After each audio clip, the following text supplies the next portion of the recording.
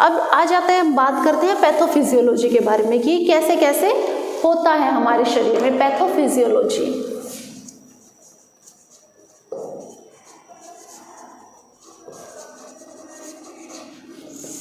First pathophysiology. तो pathophysiology में सबसे पहले हम क्या करते हैं, जो भी हमारे इटियोलॉजिकल फैक्टर थे, due to etiological factor,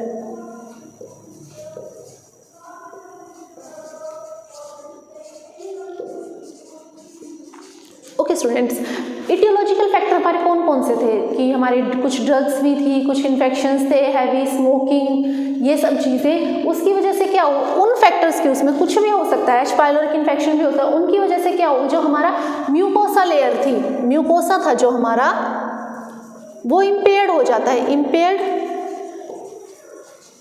mucosa functioning.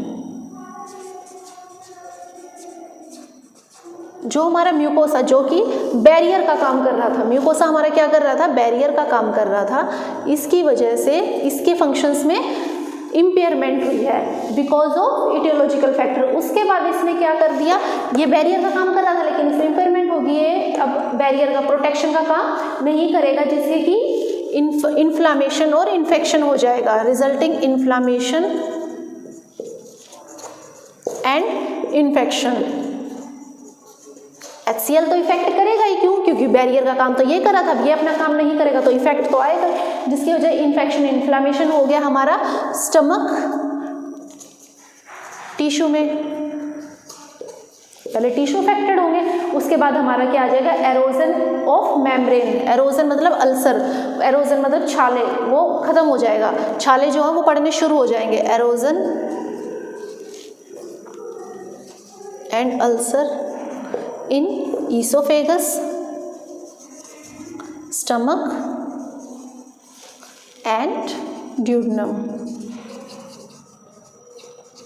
resulting infection हुआ, वो एरोजन हुआ, फिर हमारा पड़ जाएगा, बन जाएगा पेप्टिक अल्सर। पेप्टिक अल्सर का हमारा फॉर्मेशन हो गया है। तो ये थी हमारी पैथोफिजियोलॉजी। पैथोफिजियोलॉजी में सबसे पहले due to etiological factor, due to etiological factor हमारा एच पाइलोरिक भी था, हमारे ये ड्रग्स भी होती हैं कुछ, हमारा स्मोकिंग भी है, या हमारा स्ट्रेस लेवल भी है, तो ये सब चीज़ें थी इटियोलॉजिकल फैक्टर में। इसने क्या किया, हमारा जो म्यूकोसा जो बैरियर का काम कर रहा था उसको इम्पेयर्ड कर दिया, वो जिससे की वजह से वो अपना काम ठीक से नहीं कर पा रहा है। फिर उसके बाद हमारा इन्फ्लामेशन और इन्फेक्शन हो गया stomach tissue of the stomach. उसके बाद उसने halogen of the membrane, membrane में एरोजन कर दिया और अल्सर की फॉर्मेशन हो गई, जिसकी वजह से अल्सर की फॉर्मेशन के बाद हमारा हो जाता है पेप्टिक अल्सर। ये थी हमारी ये सिंपल और short pathophysiology about the peptic ulcer कि कैसे वो हमारे इटियोलॉजिकल फैक्टर कैसे कैसे क्या क्या अफेक्ट करते हैं और कैसे फिर पेप्टिक अल्सर हो जाता है।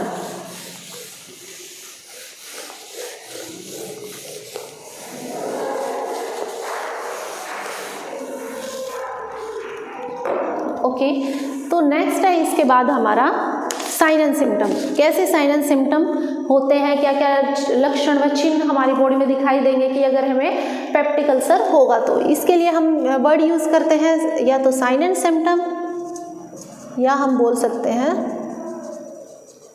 Clinical manifestation.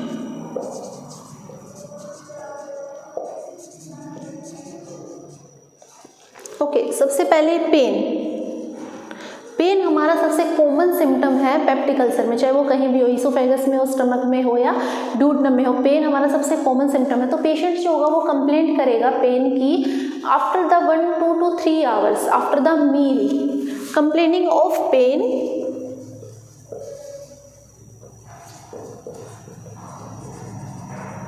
One two three hour after the meal. तो हमारा जो पेशेंट है वो पेन के बारे कंप्लेंट करेगा आफ्टर द 1 to 3 hour, खाना खाने के 1 से 3 घंटे के बाद वो कंप्लेंट करेगा कि उसको पेन हो रहा है। फिर आ जाएगा हमारा लोकेशन, पेन कहाँ पे होगा, तो हमारा पेन होगा एपिगैस्ट्रिक रीजन में, एपिगैस्ट्रिक रीजन में। तो एपिगैस्ट्रिक रीजन में कहाँ, जो हमारे अम्बलाइकस होती है, अम्बलाइकस के जो ऊपर वाला पार्ट होता है, जैसे कि for example that is the umbilicus, umbilicus के ये वाला पार्ट होता है, ये तो है हमारा एपिगैस्ट्रिक रीजन, क्योंकि स्टमक हमारा यहीं पे होता है, तो खाना खाने के बाद बर्निंग सेंसेशन टाइप या पेन का रीजन जो लोकेशन होगी वो ये होगी एपिगैस्ट्रिक रीजन, यहाँ पे पेन होगा।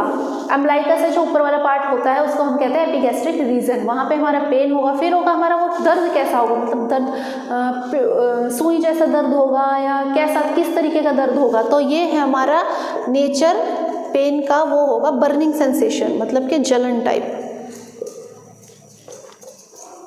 Burning sensation. तो हमें खाना खाने के बाद जलन जैसा पेट में महसूस होगा। फिर आ जाएगा हमारा कुछ अदर है जो सिम्टम्स है, उसमें है हार्ट बर्न, मतलब जो हमारा हार्ट है उसमें जलन टाइप फील होगा। डिस्फेजिया, डिस्फेजिया एक है वर्ड, डिस्फेजिया, डिस्फेजिया मतलब डिफ़िकल्टी इन स्वेलोइंग, जो मैं पहले भी बता रही, डिस मतलब डिफ़िकल्टी, फेजिया मतलब स्वेलिंग, खाना खाते मतलब निगलने में, गटकने में उसको प्रॉब्लम होगी, डिस्फेजिया, डिफ़िकल्टी इन स्वेलोइंग। फिर नेक्स्ट है हमारा, नेक्स्ट वर्ड है हमारा एब्डोमिनल ब्लोटिंग होगी उसको,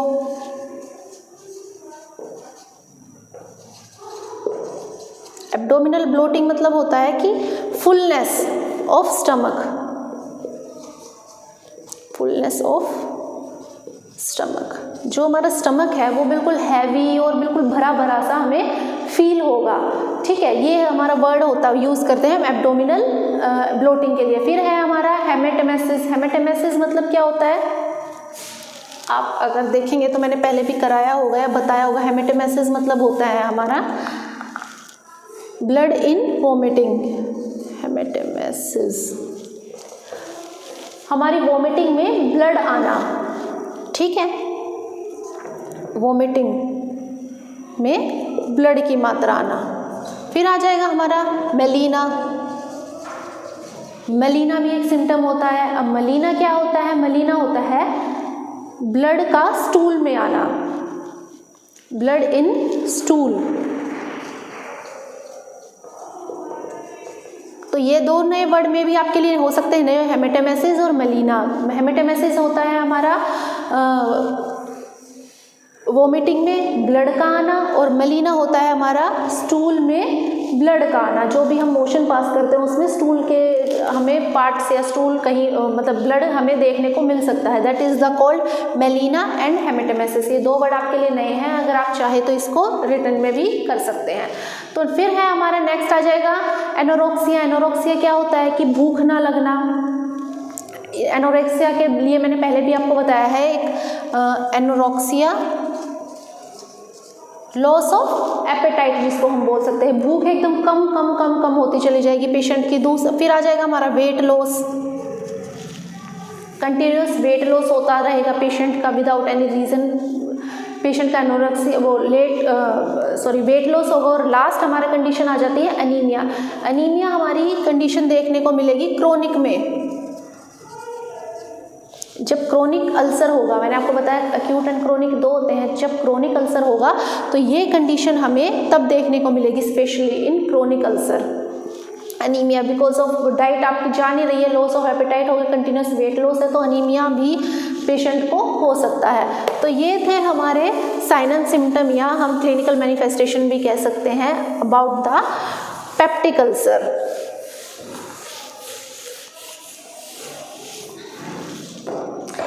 इसके बाद हम इसमें देखेंगे कि हमने पेशेंट के सिम्टम्स देख लिए हैं, हमने पेशेंट की एटियोलॉजी देख ली है। अब हम देखेंगे डायग्नोस्टिक इवैल्यूएशन में हम क्या करते हैं।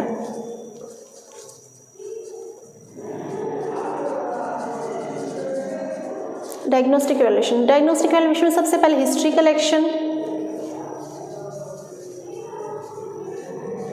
सेकंड हमारा फिजिकल एग्जामिनेशन,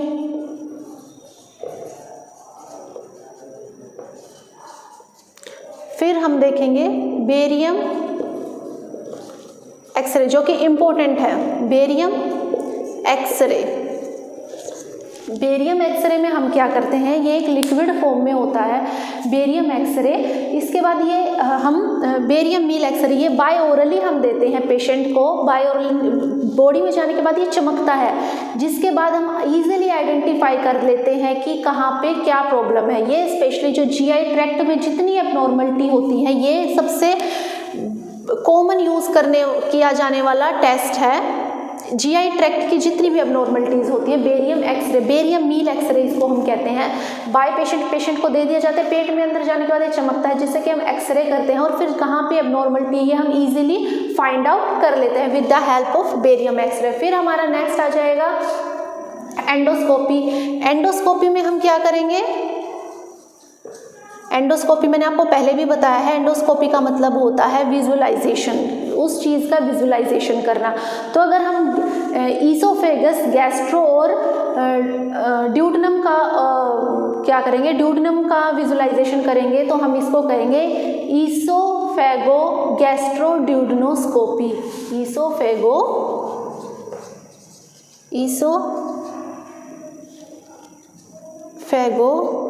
गैस्ट्रोड्यूडनोस्कोपी अगर हम विजुअलाइजेशन करने जा रहे हैं ईसोफेगस का, गैस्ट्रो का और ड्यूडनम का, तो that is called the oesophagogastroduodenoscopy. Okay, तो ये है हमारे इसके साथ साथ हम ब्लड टेस्ट भी कर सकते हैं for the find out of infection. अगर हमें इन्फेक्शन का करना है तो हम ब्लड कल्चर भी ले सकते हैं। तो लास्ट हमारा डायग्नोस्टिक इवैल्यूएशन होगा इसमें ब्लड टेस्ट, ब्लड का कल्चर लेकर भी हम उसको इन्वेस्टिगेट करा सकते हैं। तो ये है हमारा diagnostic evaluation about the peptic ulcer.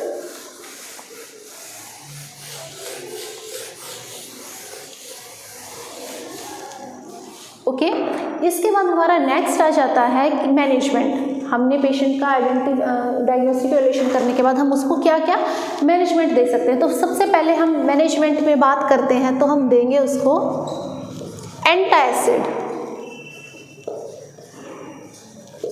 सबसे पहले हम पेशेंट को एंटासिड देंगे। एंटासिड क्या करता है, जो हमारा HCl का लेवल होता है, हमारी बॉडी में HCl बहुत ज़्यादा बढ़ रहा है, उसने इसी ने तो हमारी लाइनिंग को वो अफेक्ट किया, उसने तो अल्सर फॉर्मेशन किया है। तो ये HCl क्या करता है, ये एंटासिड क्या करता है, HCl को न्यूट्रलाइज करने का काम करता है, न्यूट्रलाइज करने का काम करता है, HCl को तोड़ने का काम करता है। तो इसलिए हम एंटासिड देंगे। एंटासिड में हम दे सकते हैं सोडियम बाइकार्बोनेट और कैल्शियम बाइकार्बोनेट। 2 टैबलेट मेडिसिन हम इसमें चलाएंगे, सोडियम बाइकार्बोनेट और कैल्शियम बाइकार्बोनेट।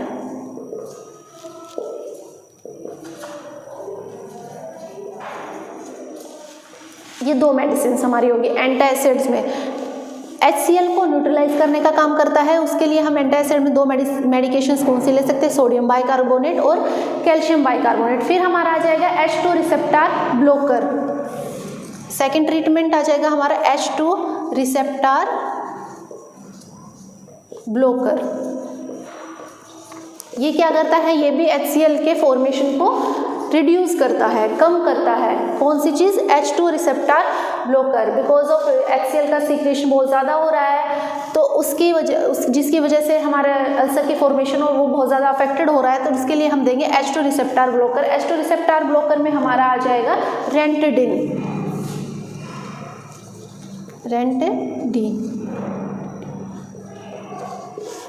इसमें हम ये मेडिकेशन यूज़ करेंगे। फिर थर्ड है हमारा, जो थर्ड ट्रीटमेंट हम चला सकते हैं पेशेंट को, वो है proton pump inhibitor. Proton pump inhibitor. तो प्रोटॉन पंप इनहिबिटर में एक तो हमारी ओमेप्राजोल, जो आमतौर पर सब लोग डॉक्टर देते हैं कि आप इसको 14 डेज़ का ट्रीटमेंट कीजिए, आप 14 डेज़ तक इसको लेनी है, और ये सुबह खाली पेट जो खानी होती है वो है हमारी एक तो ओमेप्राजोल, और एक हो गई है हमारी नेक्स्ट पेंटापेराजोल। ये भी हमारा क्या करता है, जो HCl है उसके सीक्रिएशन को रिड्यूस करता है, उसको कम करता है। दैट इज पेंटापेराजोल में इंक्लूडिंग है हमारी ओमेप्राजोल और हमारी हो गई है पेंटापेराजोल। तो उसके बाद हमारा नेक्स्ट है इसमें सर्जिकल मैनेजमेंट। सर्जिकल मैनेजमेंट के में हम देखने जा रहे हैं, इसमें हम 3 सर्जरी करेंगे। इसमें हमारी फर्स्ट है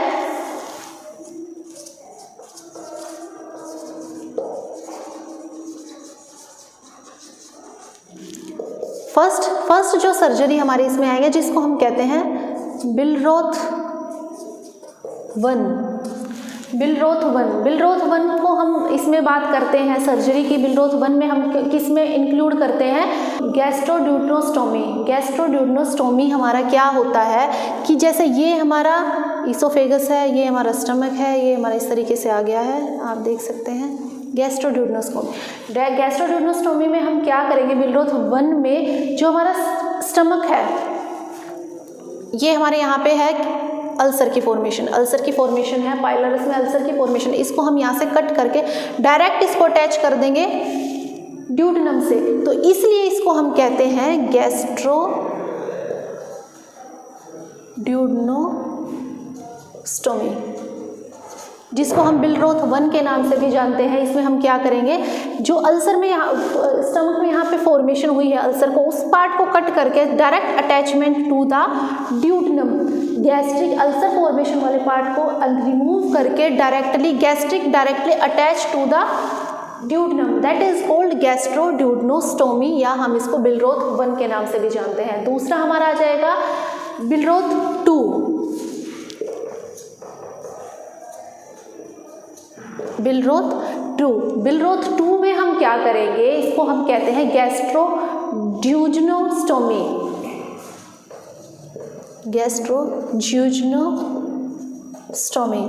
गैस्ट्रोड्यूजनोस्टोमी में हमारा क्या है कि हमारे पाइलोरस में तो वो है, पाइलोरस में हमारा अल्सर की फॉर्मेशन है, उसके बाद ड्यूडेनम में भी हमारे अल्सर की फॉर्मेशन है। इस पार्ट को कट करके सीधा हमारे जूजिनम पार्ट से हम सीधा अटैच कर देते हैं गैस्ट्रिक, ये अल्सर की फॉर्मेशन है जहाँ पे हमारे स्टमक के पाइलोरस में, हमारे ड्यूडेनम में, उस पार्ट को कट करके हम डायरेक्टली अटैच कर देते हैं ईसोफेगस और गैस्ट्रिक के पार्ट को जूजिनम से, तो इसलिए हम इसको बोलते हैं गैस्ट्रोड्यूजनोस्टोमी। ऑल्सो क्लियर हो गया होगा। हमारे गैस्ट्रोड्यूडनोस्टोमी में था कि जो हमारा गैस्ट्रिक का पार्ट था उसको कट करके अल्सर की फॉर्मेशन, गैस्ट्रिक को ड्यूडेनम से अटैच कर दिया था, गैस्ट्रोड्यूडनोस्कोपी हो गया था हमारा। फिर अगर हमारी अल्सर की फॉर्मेशन यहाँ भी है और ड्यूडेनम में भी है, तो हम गैस्ट्रिक का पाइलोरस का पार्ट, अल्सर का पार्ट कट करके, ड्यूडेनम का पार्ट कट करके, रिमूव करके डायरेक्ट जूजिनम से हम जोड़ देंगे किसको? गैस्ट्रिक के पार्ट को, गैस्ट्रोड्यूजनोस्टोमी, जिसको हम बिलरोथ 2 के नाम से भी जानते हैं। ये थे हमारी 2 सर्जरी। तीसरी एक सर्जरी और हम करते हैं जिसको हम कहते हैं वेजोटोमी।